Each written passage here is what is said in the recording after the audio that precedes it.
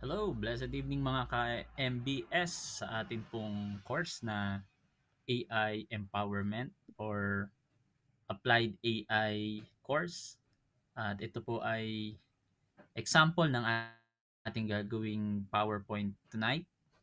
Makita nyo po, this is non-linear PowerPoint, unlike yung PowerPoint ng Microsoft or yung nakaraan na ginamit natin. So non-linear kasi pwede siyang mag-shift ng up and down, not only just left and right, but also in any direction of 360.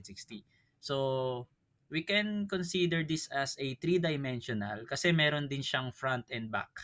So, three-dimensional PowerPoint po siya. Ayan. So, nag-zoom in siya and it could zoom out also into one plate only. So, yung mga maliliit na details na yan, iso-zoom in niya lahat yan. So, ganyan po ang style ng ating PowerPoint na pag-aaralan. Kaya napakaganda po, mag-enroll na po kayo sa ating AI Empowerment course. At ituturo ko po sa inyo to, part lang ito, isa lang ito. Maliban pa sa yun, gagawa kayo ng audio, gagawa tayo ng sarili nyong ebook and you can publish it. At may mga publishing din na alam ko na kung saan pwede nyong ipapublish yung book na magagawa ninyo with a royalty fee of 15%. Sila nang bahala sa lahat ng publishing. At ayan, so napakaganda nito. Hope to be mag-enroll na po kayo ngayong gabi. Meron na lang tayong kulang isang oras bago tayo mag-start. Kaya ano pang hinihintay nyo? Enroll na. Hello, blessed evening mga ka-MBS sa ating pong course na AI Empowerment or Applied AI course.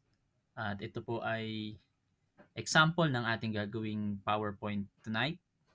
Makita nyo po, this is non-linear PowerPoint, unlike yung PowerPoint ng Microsoft or yung nakaraan na ginamit natin. So non-linear kasi pwede siyang mag-shift ng up and down, not only just left and right, but also in any direction of 360.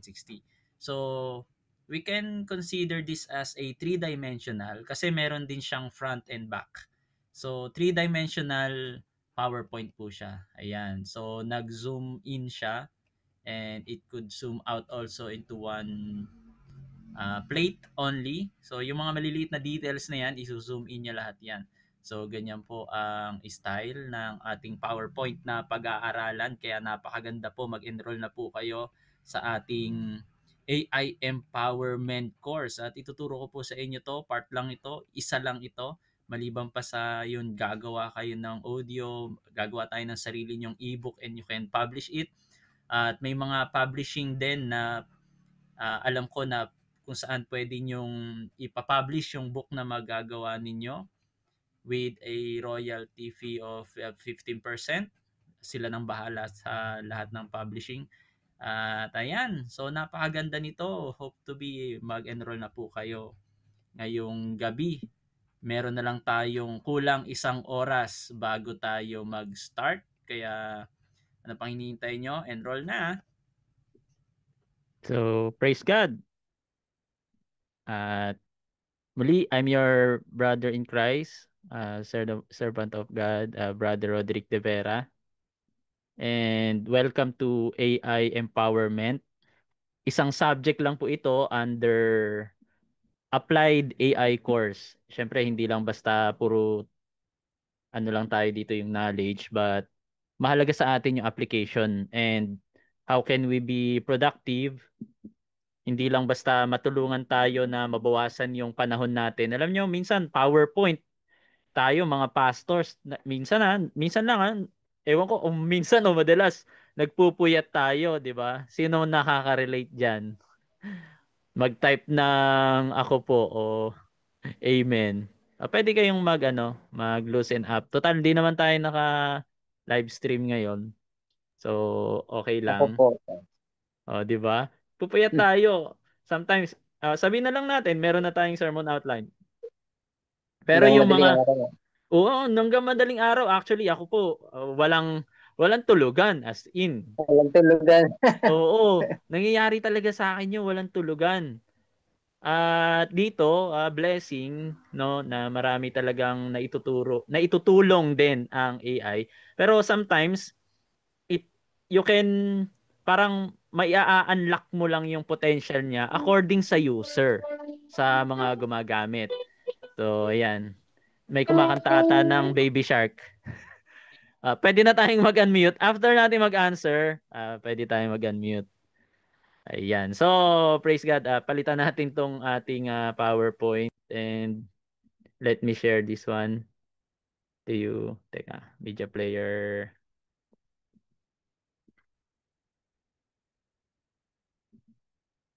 Ito ba yun? Okay, ayan. So, praise God. Sa itong page natin, Mobile Bible School, sa mga hindi pa nakaka-follow, paki-follow. At 4.1 na. Ang target natin, 5,000. So, maka 5,000 tayo before this year ends. Kaya hinihiling ko, pwede kayong mag-recommend. So, may recommend dyan na mag-recommend lang kayo. And pwede rin sa review. Yan.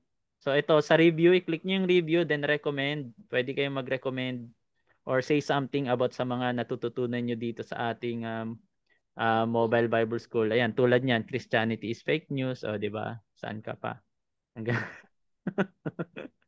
So, Mobile Bible School Inc. sa ating Facebook page. At yan, dito tayo. So, before tayo mag-start, hinihiling ko na pray tayo saglit.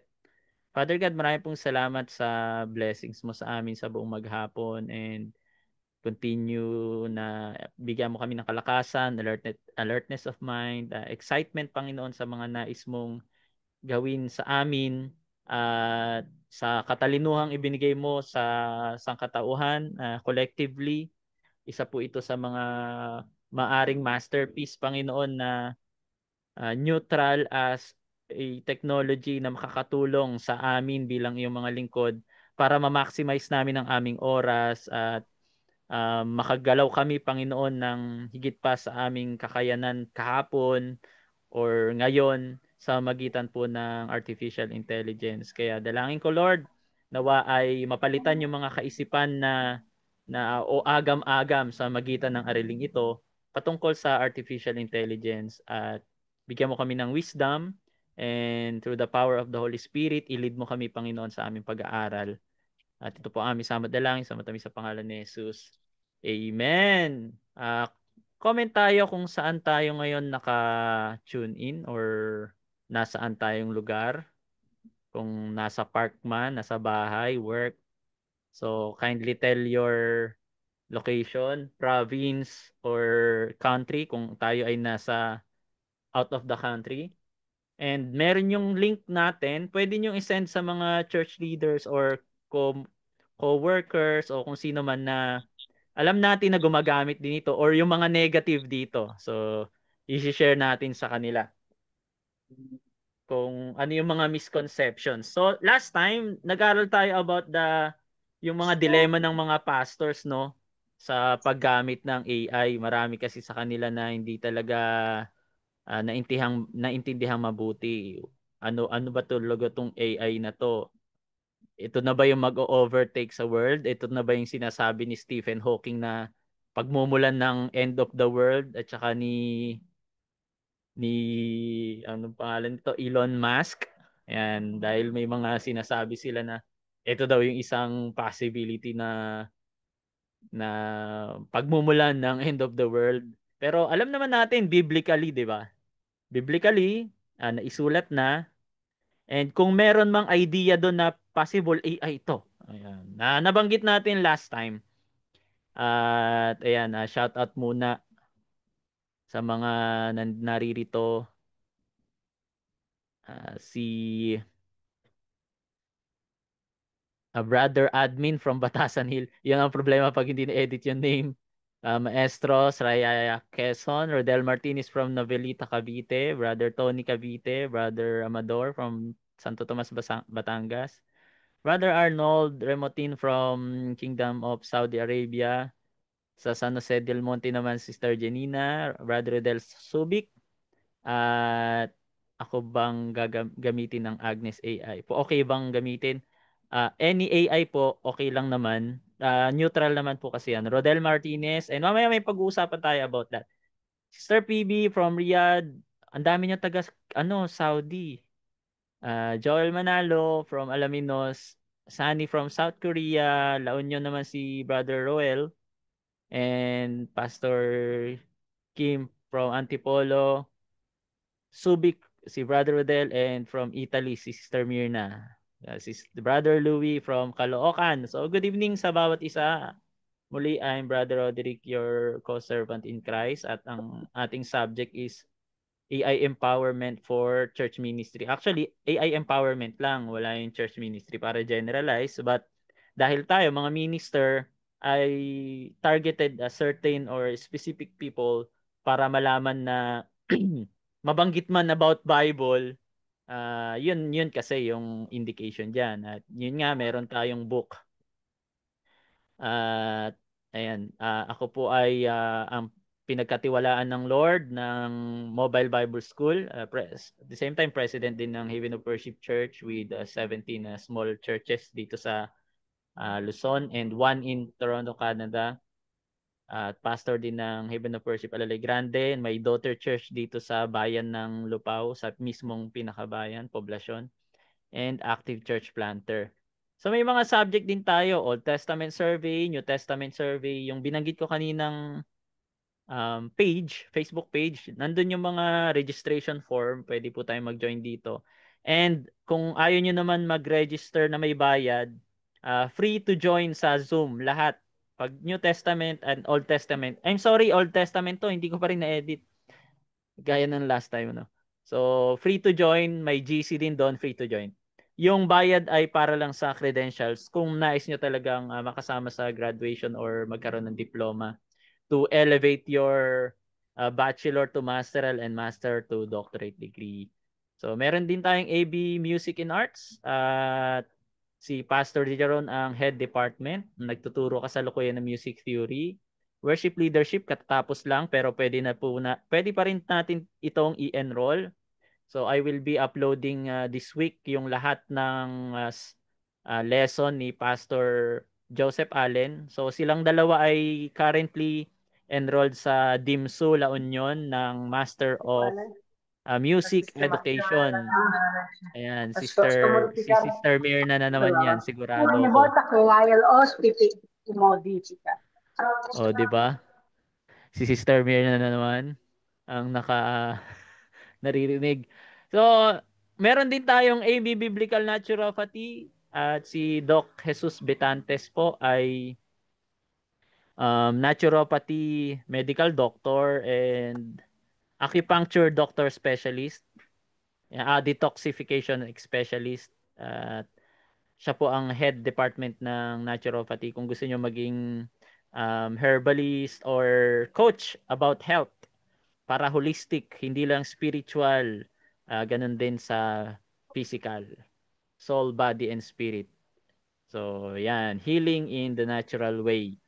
Kasi, yun naman talaga ang plan ng Lord sa tao, di ba? All of, sa lahat ng bungang kahoy, pwede nyong kainin maliban sa isa. So, herbalist si Lord nung dinesign niya ang tao. And ito nga ang ating subject, AI empowerment for church ministry. Sabi sa Proverbs 4:7, wisdom is the principal thing, therefore get wisdom. Itong logo, ayan, gawa lang din yan ni ChatGPT. Mapapalitaw niya yan according sa prompting. Kaya meron tayong subject na engineering or prompt engineering. But before that, next month, we will launch the second subject which is 21st century Christian ethics.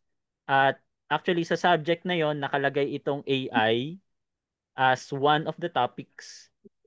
So dahil ethics yon, doon natin tatalakayan yung ethics, paano talaga gamitin or how not to use or misuse and abuse AI, at ano yung dangers and yung pros and cons na tinatawag. At sa 21st century Christian ethics, atin din pong tatalakayin dun about aliens, yung biblical view and worldview of aliens. At syempre yung cryptocurrency, tatalakayin din po natin dyan yung tinatawag na cryptocurrency, yung Bitcoin or any type ng alternative coin or altcoin na tinatawag. So 2016 pa lang, I'm also a user ng crypto, kaya alam ko ang sasabihin ko about that. So may credibility tayo diyan, and marami na rin akong um, sabi natin na nakuhang ganansya or income about sa cryptocurrency and trading. At alien, cryptocurrency, AI, ano pa ba yung nakalagay doon? So, yun. I-review na lang natin next time. So, yun yung pinaka tatlo pa lang sa papag-uusapan. And meron ding Christian ethics lang na subject, hindi 21st century, kundi yung Christian ethics lang. So, tapos na po yun. Pwede nyo pong panoorin before mag-start tayo next month. And eto nga, meron tayong book called AI Empowerment for Pastoral Ministry Enhancement. So module 1 pa lang 'yan kasi may mga susunod po dito. Yung subject natin na AI engineering, so ilalagay natin doon kung paano talaga i-trigger itong potential ni ChatGPT and other kinds ng AI. And in 5 minutes, nakalagay nga dyan, no? Kaya mong gumawa ng one-year church program, gumamit ng AI sa Canva, yung soundtrack, sinong nakagawa na ng soundtrack, magsabi ng amen. And PowerPoint using AI.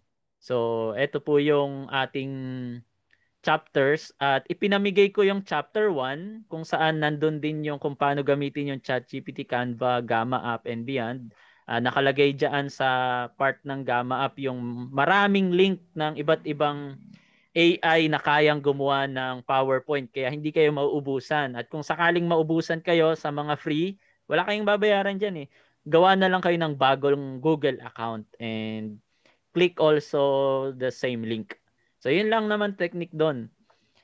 At sakto nung ako ay na-involve sa cryptocurrency, ang dami ko ring mga email accounts, nakasave yung mga, alam ko naman lahat ng password kasi iisa lang lahat ng password ko sa lahat ng email. So ang dali ko matandaan. Hindi rin ako mauubusan ng mga freebies dito. And yung chapter 2, misconception about AI, about fear and faith, na address na natin to, na kung ang AI ba ay si Antichrist, kung devil invention ba itong AI na to, kasi yan yung mga kumakalat, 'di ba? So natalakay na natin ito sa yung 7 dilemmas of pastors about AI, and AI will not replace pastors. Reassuring the church, kasi hindi relational ang AI eh. Bagamat darating ang panahon, sabi nga nila magiging sentient or magkakaroon ng combination of human cells and robots combined sa isang tao. So, yan. Possible pa rin yun. Possible mangyari yun. Kasi hanggat di pa dumarating si Lord, talagang biblically in Daniel, matataas talaga ang knowledge ng tao. And sa chapter 3, Ethical Compass, ayan, Navigating AI with Biblical Principles. Napakaganda nito. Kaya bili po kayo nitong ating book dahil makakatulong to kung kayo ay may mga church leaders, maganda na, or nagpapa-seminar, no, try nyo pong bumili ng ating book. So 199 lang ito. At i-share natin dito yung tinatawag na biblical prompting, itong chapter 4. So guiding AI for kingdom purposes. So, i-ready nyo yung mga chat GPT nyo.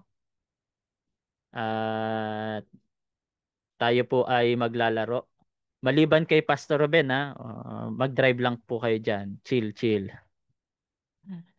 So, yan. Natalakay natin dati what is AI. Pero ito, change natin yung ating PowerPoint. And, oops, sorry.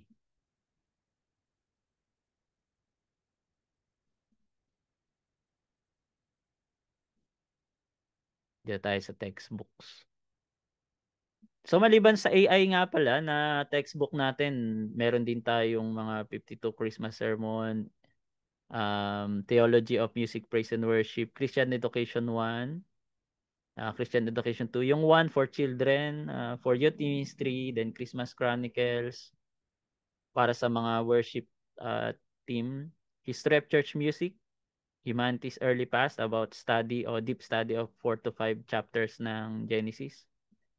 And may Genesis 1 to 11 din. Hindi ko pa pala nailagay dito yon. Pastoral Theology and 7 Churches of Revelation.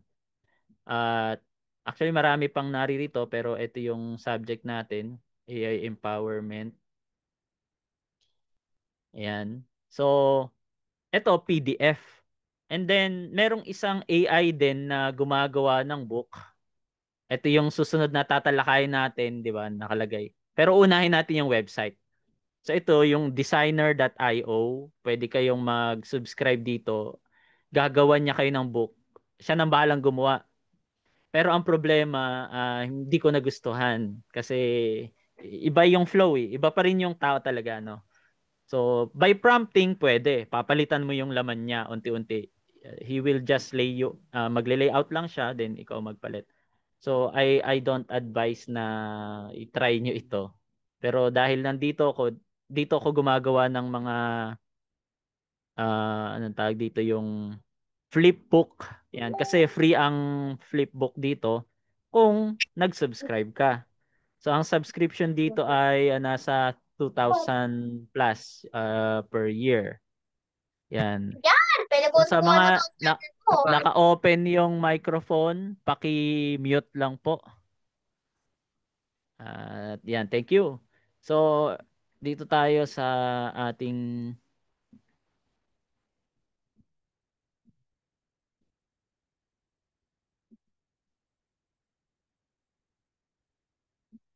book. Ayan, ganito yung flipbook. Yung designer na sinasabi ko,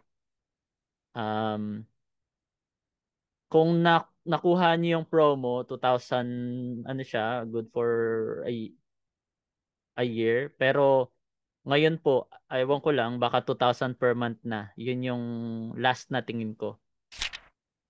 So, dito tayo sa fourth chapter. Sa book nga pala, meron tayong QR code kung saan i-redirect na kayo mismo sa mga video lessons.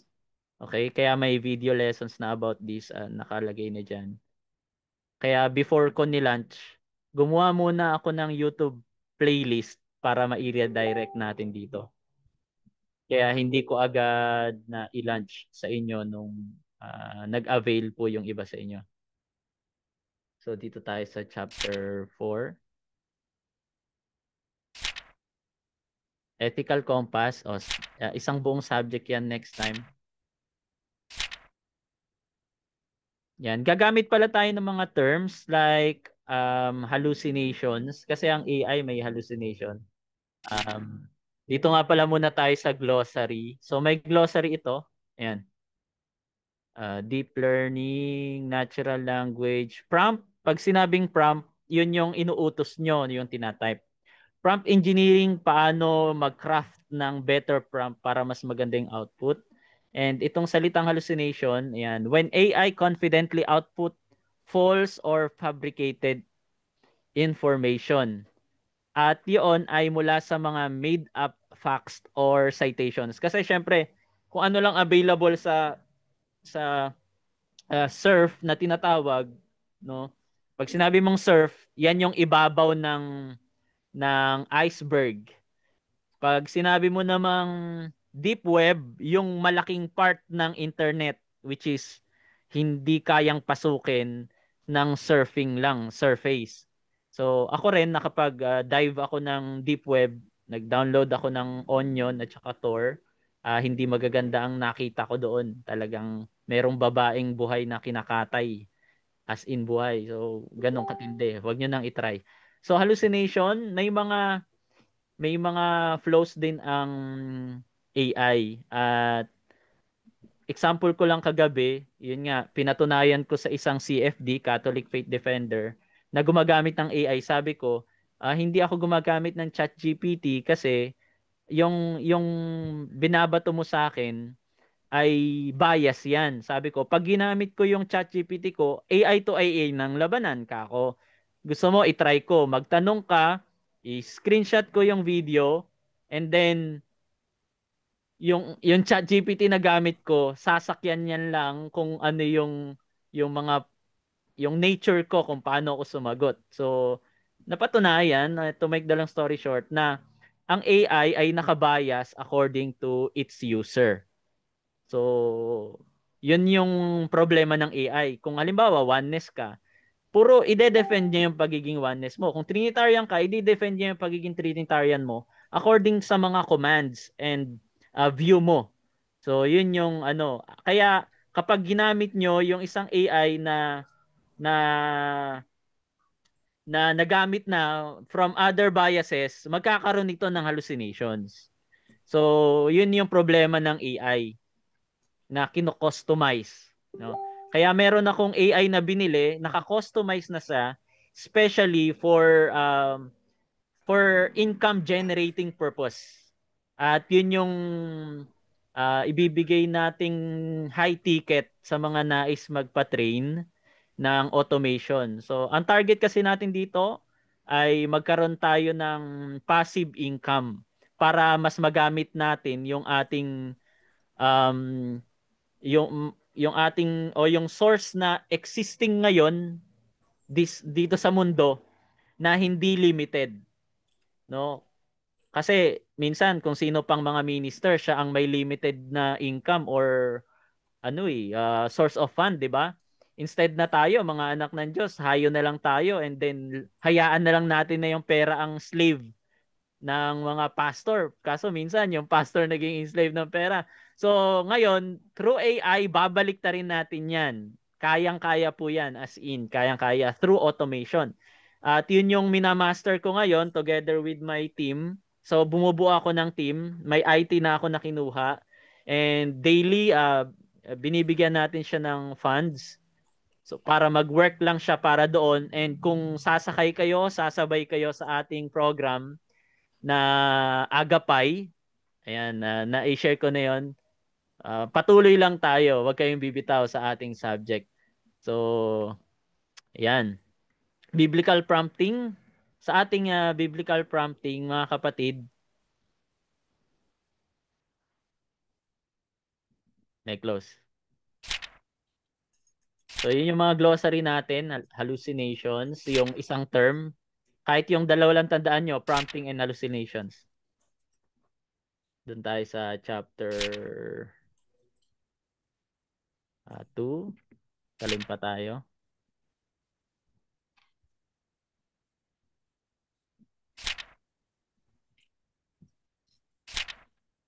Yan, Art of Biblical Prompting. So dito ang prompting, guiding AI for kingdom purposes. So this chapter shows how biblical prompting giving clear scripture-based instruction to shape AI for ministry. So mayroong 10 steps dito na ginagawa. What is a prompt? Binanggit diyan. Bakit importante 'yan sa mga pastor? Yan, para maka-create tayo ng makapag-draft ng sermon, teaching materials, outreach copy, or any care-related messages, kahit sa counseling, na merong pastoral tone. So kahit tone ay sineset din yon kung gusto mong pastoral ba siya, caring siya. So pwedeng iset yan. And practical usefulness, ilalagay mo lang yung practicality or for daily usage. So bibigay din niya.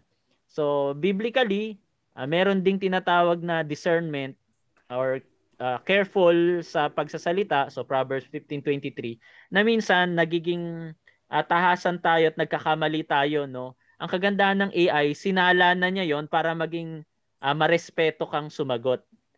Yan. Kaya kapag halimbawa debate, tapos ang AI to AI ang maglalaban na may respect, makikita mo may respeto. Pag yung tao sa tao naglaban, ang iinit ng ulo. Yun ang problema. So, through AI, pwede kanyang tulungan na maging marespeto din. Then, how prompting shape AI output? Kapag maganda ang in mo or quality in, matik, you will get quality out. So, parang garbage in, garbage out. So, vague inputs produce vague or error-prone outputs. Kaya pag precise ang input mo, it will produce focus and reviewable output. So, may tinatawag tayong context, intent, constraints, at saka output format. So, yung context mo, it's either yan yung mga scripture references mo, kung anong denominational perspective mo, kung oneness ka ba, Trinitarian, Catholic, Buddhist, kahit Muslim pa. No? Kapag Muslim ka, na-train yung ChatGPT sa mga doctrines ng Islam, ang gagawin niyan, it will defend the Quran against the Bible. So, and iseset mo rin yung sagot mo kung youth ba ang sasagutin mo or isesend mo to sa isang youth, sa isang matanda, or sa seeker na naghahanap ng katotohanan. So, pwedeng ilagay din yan sa prompt. Then yung constraint, kung ilang words ba ang kailangan mo, short lang ba, one sentence, two sentence, one paragraph. So, yun yung intent mo ba na pala tayo? Intent. Ang intent mo ba ay teaching type? So ilalagay mo teaching type, persuasive or persuade, to comfort, an invitation, or informative na tinatawag. So iba't iba ang kanyang intent. May tinatawag na intent na yan. So wala dito kung active ba or passive. Active means you are parang ikaw mismo yung nagsasalita, or passive parang informative lang na kinukwento mo as if third person. Then yung constraint, yan na nga yung length, tone, kung angry ba yan or soft or comfort, ganyan. Then scripture version, pwede mo ring ilagay. So nagko-constraint siya dyan. Use King James only, ESV. So citation requirement, pwede mo ring ilagay na cite, mag-cite ka ng reference. And ito, medyo ano ko dito sa citation requirement kasi may mga books ako dito, pinapasite ko sa kanya, hindi niya ma-cite ng tama. Kaya hindi lahat ng mga citations ay correct. Okay? Kaya meron talaga dapat na mag-judge doon sa mga citations na yon. And doctrinal guardrails. So, kung ano man yung hanggang dito lang, o kung tulip ka ba o roses, o kung ano man ang iyong biases, so ilalagay mo din yan yung constraint na tinatawag. And output format, kung ito ba ay sermon outline, bullets, or 150 character social post, or printable handout, magagawa yun sa prompting.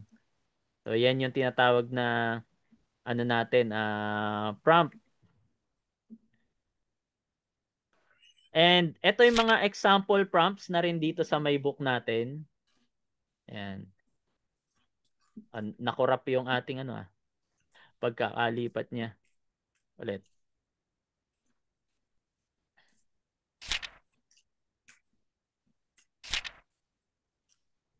Oo, yun o. Korap. Nakorap talaga eh oh. Oh, pumapangit. Ikaw pa. Paano mo yan may ayos? So ito na lang mga example ng mga prompts sa social media. Yun. Halimbawa, sermon outline about forgiveness. Ito lang naman yun eh, yung example number 1 natin eh. Sermon outline about forgiveness. And ayan, pastoral care, emailing. Pwedeng hindi emailing, pwede nating sabihin na messenger or chat, ganon. Ba't lumilipat? Naka-auto lipat siya, sorry. So, ito yung mga prompt sample. Copy-paste nyo na lang din kapag binili nyo tong book. Kaka-copy-paste nyo lang yan and then papalitan nyo ng konti. Okay, create 20-minute sermon outline for a Sunday service aimed sa young family. Then sasabihin mo yung verse and then include one sentence sermon title, 3 main points, 3 minute timing per point. Sasabihin niya rin sa gilid kung ilang minuto mong ituturo yun o habang binabasa. Then short contemporary illustration, lalagyan niya yan. Application, bawat puntos, lalagyan niya na rin. Family conversation o 60-second call to action. So yun yung parang conclusion niya ko call to action kung paano sila mag-response and flag any historical claims that need verification and list sources. So yun, fina-flag kung merong mga historical claims. Then bakit ganyang ka-specific? Siyempre kailangan mo iset yung passage, sinong audience mo, yung timing mo kung gaano kahaba yan para malimitahan din si pastor. Structure, verification requirement. So yun yung tinatawag na constraint. Then, halimbawa, another, help me respond to a parishioner. Kaya kapag merong, um, yun sa debate na example, gusto ko sanang screenshot pero baka ma-doxing tayo. Alam niyo, doxing yung inuunahan mo yung tao tas wala siyang permission na i-post mo yung picture or any information na walang permission ng tao. So, doxing also is a crime. Kaya mag-ingat tayo sa doxing. Kailangan pinapaalam natin yung kung okay lang ba i-post o hindi. So, ayan. Kahit yung mga anak natin, halimbawa, college na sila, inunahan mo sila na mag-post sa kanilang picture, yung mga ganyan. So, dapat paalam natin. Ano ko na ba magpa-post? So, yan. Isa yun sa mga ethical sa social media. Sample number 3, social media post. Yan. Make a post about Wednesday prayer. Poor prompt po yan. So, ito, yung help me respond to a parishioner, poor prompt din po yun. So, nandyan na yung pinakamagandang prompt. Effective prompt. Yan. Prompting na tinatawag. So, kahit kayo, habang nagtuturo ako, pwede nyong subukan itong mga prompts na ito. So, ito yung good prompt pala kanina. Draft a brief, compassionate email, 120 to 200 words to a parishioner who lost a spouse. Ayan. Pastoral and warm, avoid platitudes. So, yan yung mga example, no? Alam na natin, magse-set ka ng tone, length, scriptural requirement, kung ano ang gusto mong gamitin, Tagalog Popular Version ba yan, ESV, Contemporary, or King James, kahit two-way rhymes, alam niya, and safety boundary. Kahit Tagalog, kayang-kaya niya. Alam niyo yung Tagalog Popular Version, kayang-kaya po niyang i-quote ngayon kasi available na sa social media stream. So, kapag ang ilalagay mo kay ChatGPT, make post about Wednesday prayer.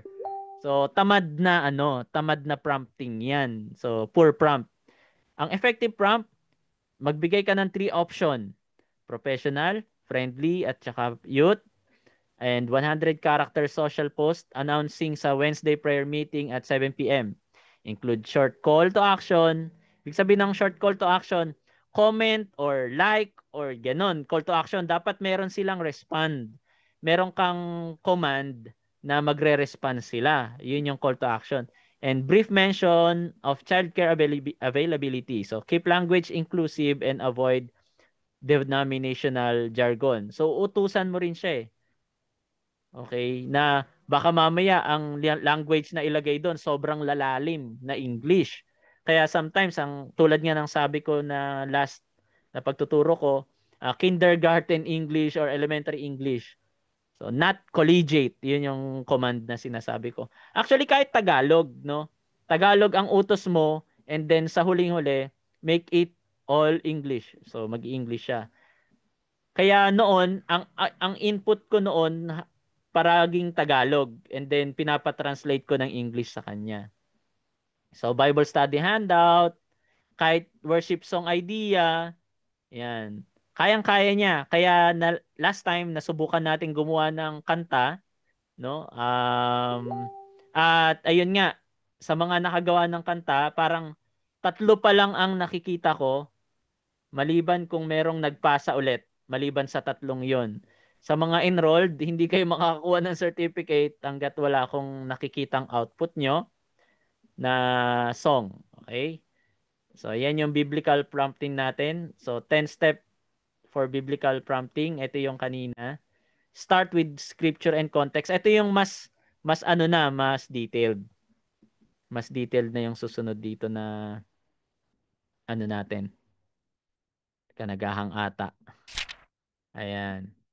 So, step 1.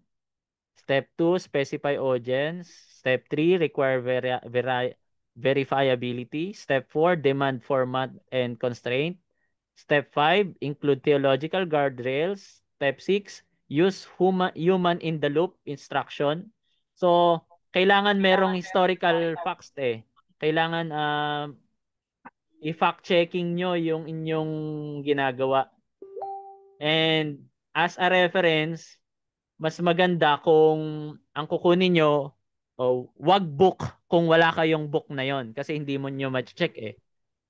Unless mag-download kayo ng PDF book sa internet and then tignan nyo kung ano yung ibibigay ng page. Kapag absent doon, so hallucination na. Hindi na maganda. So delikado yung gagawin natin doon. Kaya I advise, ang gawin natin, website link ang gamitin nyo o hingiin nyo sa kanya ng mga references. Bakit? Kasi madali mong tignan. I-click mo lang, tama ba ito? So kapag nakita nyo, inactive yung link na binibigay niya, tanggalin nyo. Kapag active and on point at nandun nga yung hinahanap nyo, so reliable. Okay? Tignan nyo rin, baka naman yung website na makita nyo ay hindi siya reliable source. So kailangan reliable source din. Okay? So step 7, ask for alternative and critical reflection. At maglagay ka din ng ethics consent. Yan. Anonymize personal details. Do not use names or identifying information. Kasi baka ma-plagiarism ka. Kung ano, kung pwedeng kung meron siyang kinote ng iba, ipalagay mo, pero yung personal naman, wag mong ipapalagay. Okay. So teach the model to be humble. Sabihin mo, if unsure, say I'm not certain. And recommend verification step. So mahalaga ito na prompt kasi sometimes tulad nung challenge ko na, ewan ko kung na-encounter nyo, marami ding nag-negative doon. Sabi ko, Charlie Kirk is not yet a martyr. Okay? Kasi pag sinabi mong martyr, magiging martyr ka kung ang dahilan talaga ng pumatay, yung intent nung pumatay directly ay dahil pinipreach mo si Christ or ini-insert mo ang yung pagiging Kristiyano dahil hindi kayo parehas na Kristiyano. Okay? So, yon. Ngunit may isa pa kasing option eh. At yung pumatay sa kanya, hindi pa niya sinasabi yung intention niya. Hindi ibig sabihin na Christian siya at madalas siyang nagpe-preach about Jesus Christ ay martyr na siya agad. Ang isang option, baka patriotism. Kasi nationalist, ano siya, talagang Christian nationalist, yan, no? Or ayaw niya pala magpatawag ng Christian nationalist. Kumbaga, ano siya, hook in siya sa bansa niya. Kaya Turning Point USA ang kanyang pangalan ng company. So, possible na yun yung isa. So, hanggat hindi nagsasalita yung pumatay sa kanya kung ano talaga ang intention niya, or kung anong reason, kung ito ay dahil sa government, so patriotism lang, hindi siya martyr. Kung ito ay galing sa faith, ang motive ay faith, so that is martyrdom. Pero kung dalawa ang dahilan, so dalawa ang ano niya, maaaring maitawag sa kanya, he is a martyr and at the same time a patriot. So, yun. Binigyan ko ng pina-verify ko at yun nga, nag-research ako paano kino-consider ang martyr noon, 'di ba? Yung mga early apostolic fathers. So paano sila naging martyr? So, yun nga, ang dami ko na-discover. So ito naman sa paggawa ng sermon outline, may naka-on na naman na audio. pinili nila yung makikita natin dito sa divided kingdom, yung dalawang nation, ang nation Pastor Gadingan, pakimute. Israel is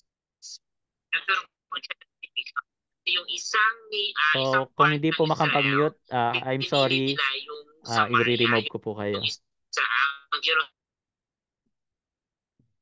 So, ayan.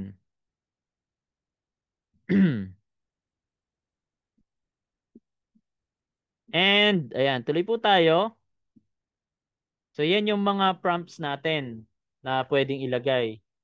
Kung gaano kahabang minute na sermon outline, scripture references, version, audience, sino audience mo, include kung ilang main points, and sometimes, ang ginagawa ko kung anong klase bang or type ng sermon, kung topical, textual, or ayan, expository, and kung ito ba ay alliterated, acrostic, or assonance.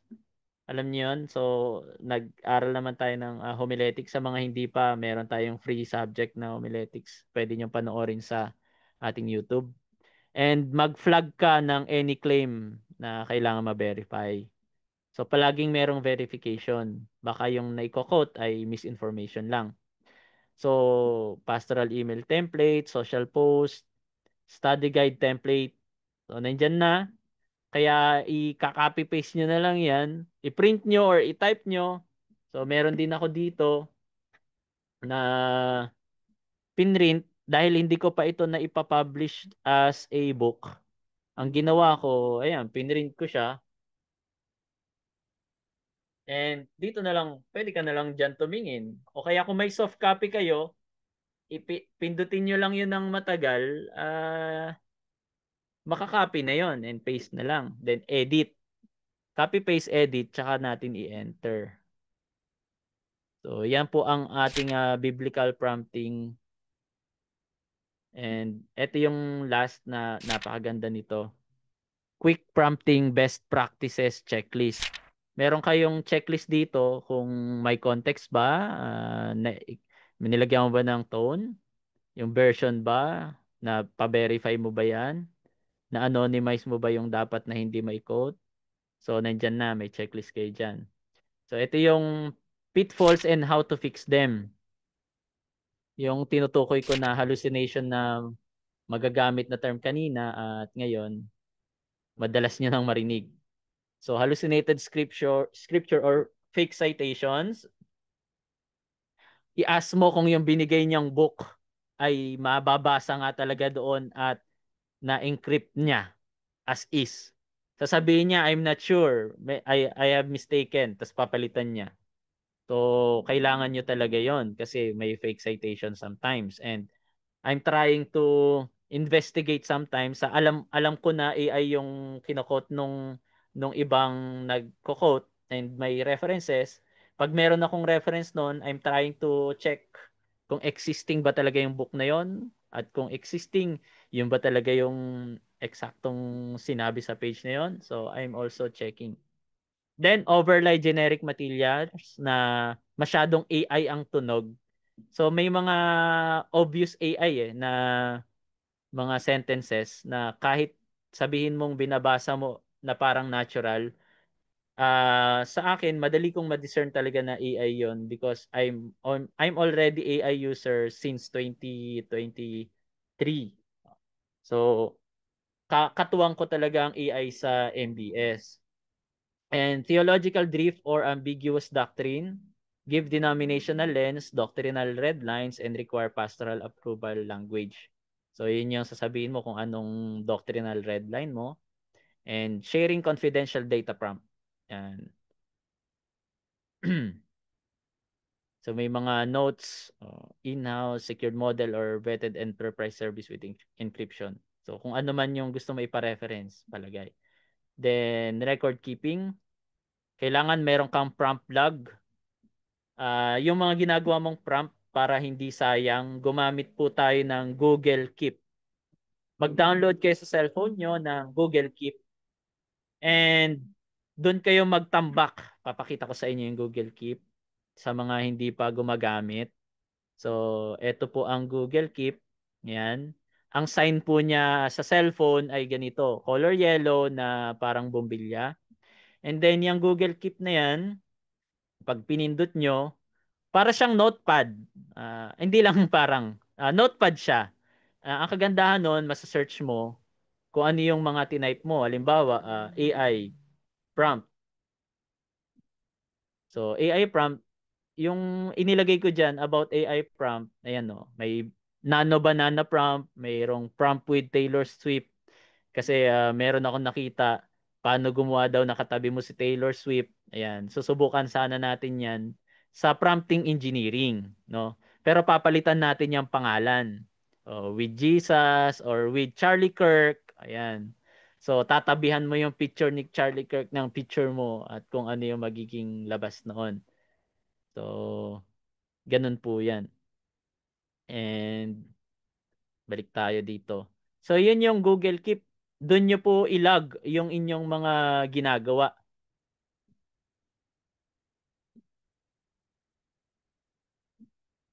Ilagay nyo po ng ilagay doon. So, teka, naka-auto na naman. So, ano pa next? Label output, short sample prompt, sermon brainstorm, children talk, volunteer training, side bullets. Okay na yan.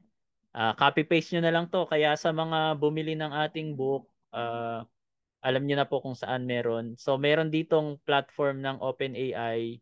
So, dito, yung best practice natin, i-copy-paste nyo na lang dyan.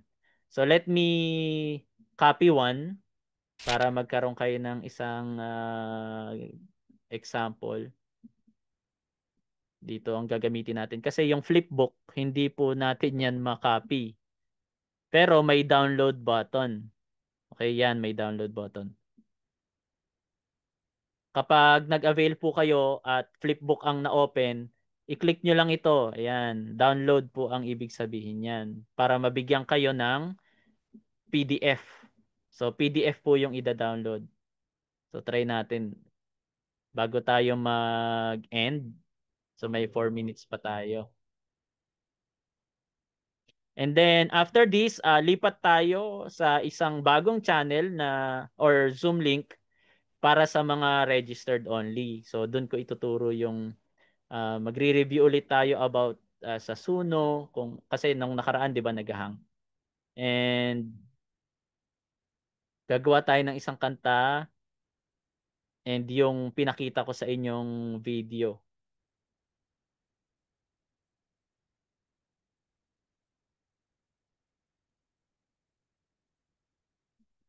Yan, halimbawa itong sermon outline template. And open tayo ng ChatGPT.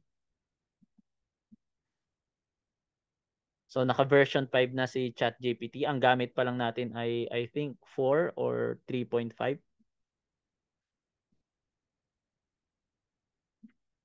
Yan. Create a 30-minute sermon outline on John 3:16.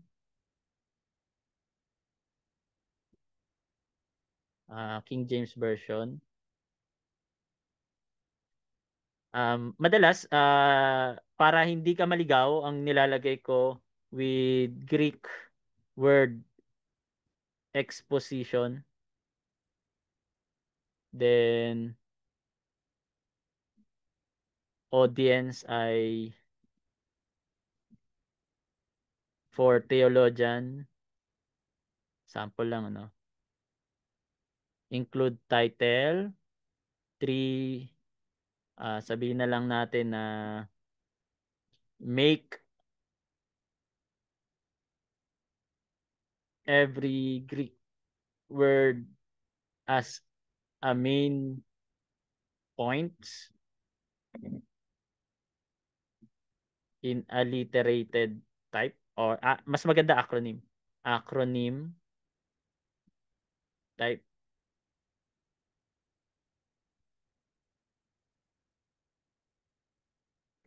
Sige, one sentence each lang. One sentence each. Then one illustration, one practical application, then closing prayer, challenge or conclusion. Pero I consider challenge, then flag any claims needing verification. So, ayan. Try natin. Sabihin nyo, go. Go. Go, go, go. Ayan.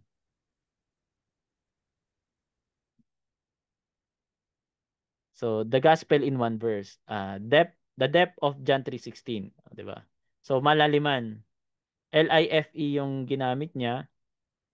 So, love, yung agapaw, only begotten, monogenes, and believes, yung pisteo, eternal life. So, ang problema ito, believes, di ba? Tama o mali? Ay, begotten. O, di ba? Tama o mali? Ang problema, L dapat, love, tama. I, only begot. Paano naging only begotten yung I? So, kailangan mo talaga ipa-verify yan. So, may mga flaws din talaga. Hindi yung basta, copy-paste, ang ganda. So, yan, may flaws talaga siya. Then, sasabihin mo sa kanya, kahit, alimbawa, Tagalogin ko, yung letter I mo, di nag-start sa word na I. Same with letter F. Tama ka, sabi niya. Sasagutin ka din niya. I, identity of the Son. F, faith. Yun din ang naisip ko doon sa believe. Siyempre, parallel niya, faith. Pistuyo. So, ayan. Okay na, tama na. One sentence lang ang pinalagay ko, 'di ba? Nakalagay doon, one sentence. So, nilimit niya ng one sentence. What if unang ano ko pa lang, hindi ko siya binigyan ng limit, gagandahan niya.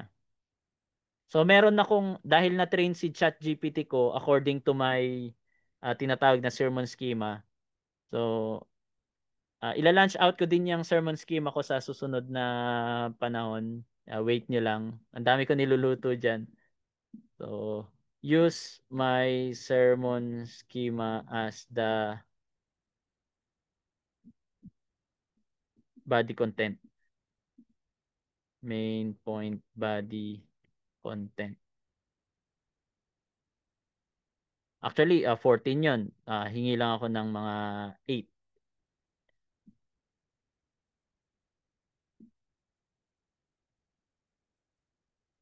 So alam na niya na exercise na. Masel-masel na itong ano ko ChatGPT. Yun ang ibig ko sabihin na masel-masel na train na talaga siya. Got it. Gagamitin natin ng 8 sermon schema mo. Word foundation, wisdom, comprehension, willful commitment, other to consider with citation. So may mga ibig sabihin kasi itong mga to. Pero pag ipipreach ko, hindi ko sinasabing ito ang willful commitment. Ito ang wonder to consider. Hindi. Cue ko lang yan sa sarili ko. Okay? So, para that makes me unique. Yun yung sinasabi ko. Using ChatGPT, hindi dapat na ano lang tayo. Dapat ay may unique din. So, yan. Main body, 8 schema. Ayan, ang naging main body niya.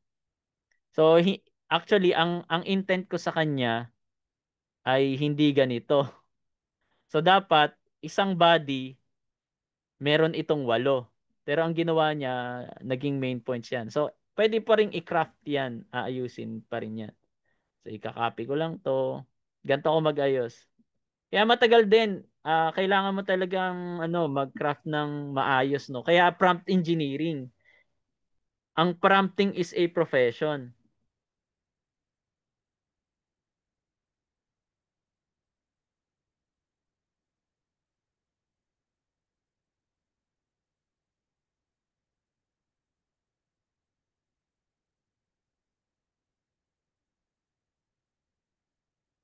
Ayan, minerge na daw niya, revised acronym.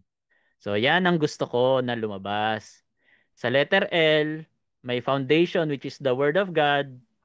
Comprehension ay paano pinaliwanag.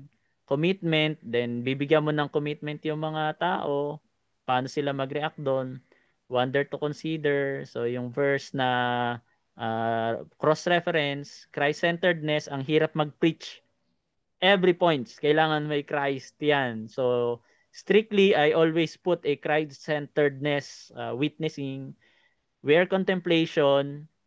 So merong i-contemplate dyan, or wisdom yun na quote, quote. Ayan, yung white citation. Wisdom quote yan. Kaya nagko-quote na siya according to Agustin, and wrap up. So same here. May citation, Leon Morris, and dito naman si Martin Luther. So yan, masel-masel na yung aking ChatGPT. Kayo naman, it's time for you to train your ChatGPT into a 10,000 army of librarian na sekretary mo. So yun, parang inuutusan mo yung 10,000 librarian mo or researchers. So yun po ang kapangyarihan ng prompting. So, yan, thank you. 5 minutes na tayo. So maraming salamat po. At praise God. I will send a new link sa ating mga student na registered. Hopefully nag-enjoy po kayo. And sa mga gustong magpatuloy, mag-register po kayo. May link po dyan sa ating post, sa ating Facebook page, sa aking mismong account, and even sa website. So kung may GC kayo na nakita nyo itong Zoom link, just mention my name and I will provide you a registration form after our class. So ito yung gagawin namin mamaya para mabigyan kayo ng idea. At recorded naman lahat ito. Pwede ninyong mapanood pa rin kung paano. So lahat ng lecture, it will be recorded. Hello, Kaya blessed evening mga pwede nyo mapanood ulit. ka-MBS sa ating pong course na AI Empowerment or Applied AI course. At ito po ay example ng ating gagawing PowerPoint tonight. Makita nyo po, this is non-linear PowerPoint, unlike yung PowerPoint ng Microsoft or yung nakaraan na ginamit natin. So non-linear kasi pwede siyang mag-shift ng up and down, not only just left and right but also in any direction of 360. So we can consider this as a three-dimensional kasi meron din siyang front and back. So three-dimensional PowerPoint po siya. Ayan. So nag-zoom in siya and it could zoom out also into one plate only. So yung mga maliliit na details na yan, iso-zoom in niya lahat yan. So ganyan po ang style ng ating PowerPoint na pag-aaralan. Kaya napakaganda po, mag-enroll na po kayo sa ating AI Empowerment course. At ituturo ko po sa inyo to, part lang ito, isa lang ito. Maliban pa sa yun, gagawa kayo ng audio, gagawa tayo ng sarili nyong ebook and you can publish it. At may mga publishing din na alam ko na kung saan pwede nyong ipapublish yung book na magagawa ninyo with a royalty fee of 15%. Sila nang bahala sa lahat ng publishing. At ayan, so napakaganda nito. Hope to be mag-enroll na po kayo ngayong gabi. Meron na lang tayong kulang 1 oras bago tayo mag-start. Kaya ano pang hinihintay nyo? Enroll na. So, yan. Thank you po. Screenshot muna tayo